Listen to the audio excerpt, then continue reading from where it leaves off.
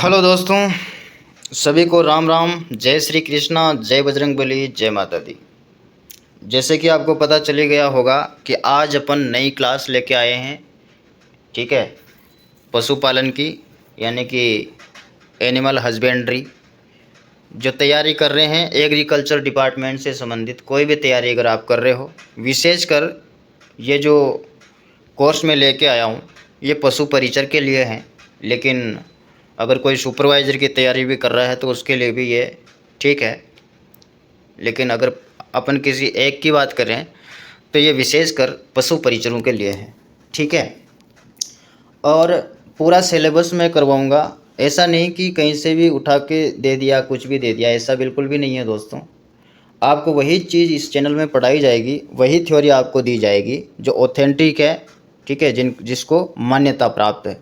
ठीक है, ऐसी अफवाह जनित चीज़ें आपको नहीं पढ़ाई जाएगी। ठीक है, ऐसी चीज़ें पढ़ाई जाएगी जिसमें मान लो अगर बोर्ड आपके क्वेश्चन को गलत बता देता है तो उसमें आपत्ति आप लगा सकते हो फुल प्रूफ के साथ में।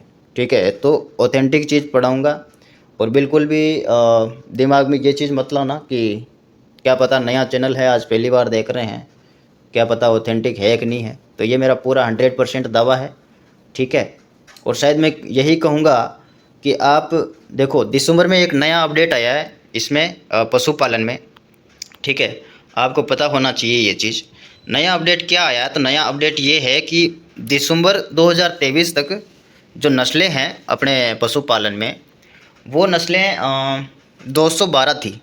ठीक है, 2023 दिसंबर तक 212 थी। लेकिन नया अपडेट आया जनवरी 2024 के अंदर।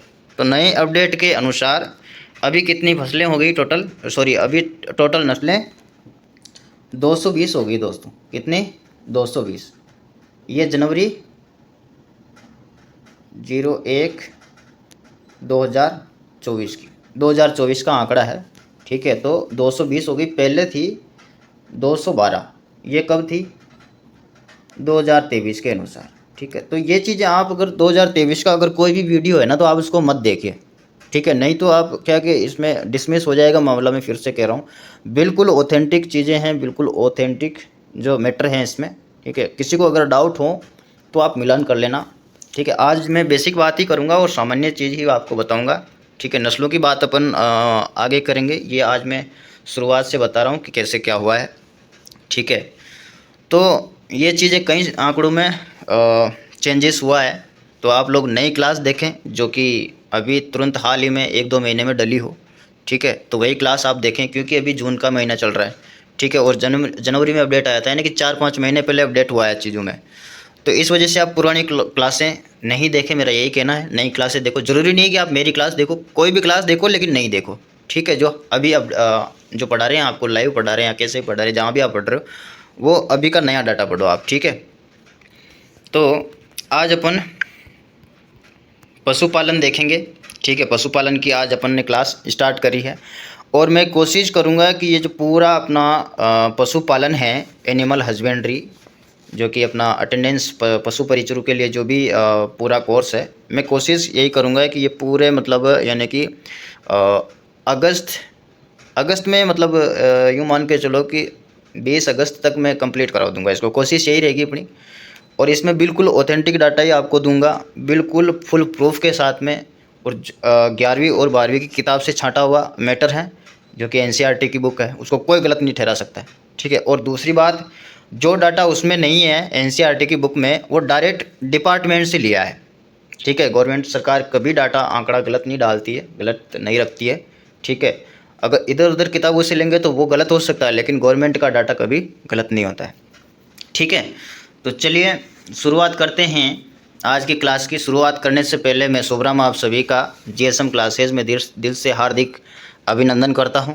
और साथ ही आपको यह आश्वासन देना चाहता हूं कि पशु परिचर का जो पार्ट बी है, यानी कि 45 मार्क्स का मैटर है, यानी कि 45 नंबर का मैटर है, यानी कि 30% जो पशु परिचर का जो आने वाला है पार्ट, वो पार्ट बी होने वाला है। ठीक है, तो पार्ट बी की शुरुआत आज अपन ने कर दी है इस चैनल के माध्यम से। और मैं कोशिश करूंगा कि 1.5 महीने में आपका ये कोर्स कंप्लीट करा के दे दूंगा। आपको बस एक ही काम करना है कि आपको मेरे साथ जैसे वीडियो डले आपको नोट्स बना लेने हैं, ठीक है। नोट्स बनाओगे तो फ़ायदे में रहोगे। आपको लास्ट में फिर 3-4 महीने बचेंगे, 3 महीने, उनमें कुछ नहीं करना और रीडिंग करना खाली उनको, ठीक है। रिवीजन करना है, काम हो जाएगा, ठीक है। चलिए बात करते हैं, आज बेसिक बात कर लेते हैं। सबसे पहले बात करेंगे अपन भारत की, थोड़ा सा 2 मिनट का होने वाला, ज़्यादा नहीं। भारत का अपने को पता होना चाहिए क्या है क्या नहीं है। भारत के बाद में अपन करेंगे राजस्थान की बात, ठीक है। तो भारत में पशुपालन विभाग व डेयरी विभाग का जो विकास हुआ है वो कब हुआ, कब इसकी स्थापना हुई, देखिए। तो भारत में पशुपालन विभाग व डेयरी विभाग की स्थापना 1 फरवरी 1991 को कृषि व सहकारिता के साथ की गई है, ठीक है। वर्ष 1997 ईस्वी में पशुपालन व डेयरी विभाग को कृषि विभाग से अलग स्वतंत्र रूप से स्थापित किया था, ठीक है। जो 1997 के अंदर पशुपालन विभाग व डेयरी विभाग को कृषि विभाग से अलग स्वतंत्र रूप से यानी कि अलग स्थापित कर दिया था 1997 में, ठीक है, भारत के अंदर, ठीक है। उसके बाद वर्ष 2019 में मत्स्य पालन विभाग को पशुपालन विभाग के साथ संयोजित किया गया, जोड़ा गया, यानी कि 2019 के अंदर मत्स्य पालन जो विभाग है उसको पशुपालन विभाग में जोड़ा गया और वर्तमान में पशुपालन विभाग, डेयरी विभाग तथा मत्स्य पालन विभाग के नाम से जाना जाता है, ठीक है। चलिए, देश में पशुपालन विभाग, डेयरी विभाग तथा मत्स्य पालन विभाग का जो केंद्रीय मंत्री है उसका नाम है श्री पुरुषोत्तम रूपाला, ठीक है। ये याद होना चाहिए आपको, ये वर्तमान डेटा है, ठीक है। तो अभी केंद्रीय मंत्री कौन है देश में? पशुपालन, डेयरी और मत्स्य पालन विभाग का केंद्रीय मंत्री हैं श्री पुरुषोत्तम रूपाला, ठीक है। उसके बाद भारत में पशुपालन, डेयरी तथा मत्स्य पालन विभाग का राज्य मंत्री कौन है? तो वो है डॉक्टर राजीव कुमार बाल्यान और दूसरा है डॉक्टर मुरुगन, ठीक है। अब वर्तमान में केंद्रीय कृषि मंत्री कौन है भारत में? भारत की बात कर रहे हैं अपन। वर्तमान में केंद्रीय कृषि मंत्री श्री अर्जुन मुंडा है, ठीक है। ये हो गई भारत की बेसिक बात। अब करते हैं राजस्थान की बात, ठीक है। तो राजस्थान में जो पशुपालन विभाग है उसका विकास वर्ष 1949 में कृषि विभाग के साथ ही पशुपालन विभाग भी कार्यरत था। राजस्थान में वर्ष 1949 ईस्वी में कृषि विभाग के साथ ही पशुपालन विभाग कार्यरत था, लेकिन राजस्थान में पशुपालन विभाग की स्वतंत्र स्थापना कब हुई?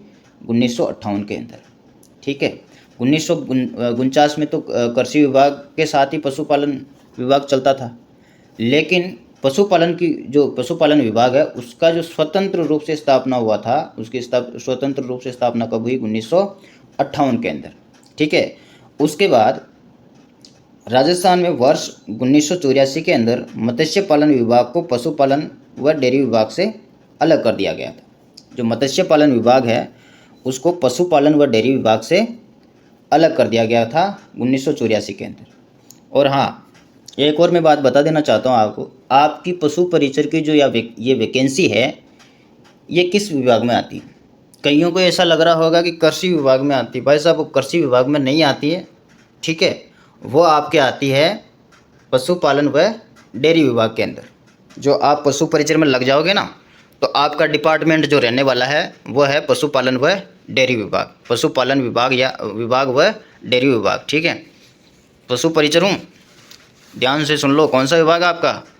पशुपालन व डेयरी विभाग, ठीक है। अब आगे बात करते हैं। तो राजस्थान में पशुपालन व डेयरी विभाग के जो केंद्रीय मंत्री है, कैबिनेट मंत्री, वो कौन है? श्रीमान जोराराम कुमावत। राजस्थान का पशुपालन विभाग व डेयरी विभाग का केंद्रीय मंत्री कौन है? श्रीमान जोराराम कुमावत, ठीक है।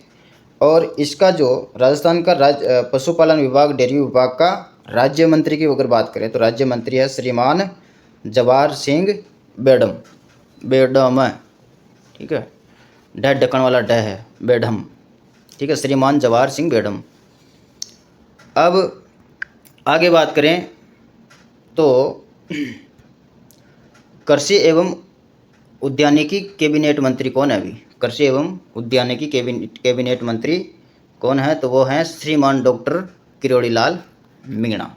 ठीक है, ये कृषि के कैबिनेट मंत्री है, कृषि विभाग के श्रीमान डॉक्टर किरोड़ी लाल मीणा, जिनको राजस्थान में बाबा के नाम से प्रसिद्ध है ना जानते हैं सब चलिए, तो ये अपनी सामान्य आज बात हो गई है। वैसे मुझे आप सबको बताना ही था आज कि अपन ने क्या पशु परिचर की जो बी पार्ट है उसकी शुरुआत आज कर दी है, और कल अपन पढ़ेंगे वर्मी कंपोस्ट जो हैं वो अपना पहला टॉपिक रहने वाला है। कल उसकी क्लास सुबह आपको मिल जाएगी।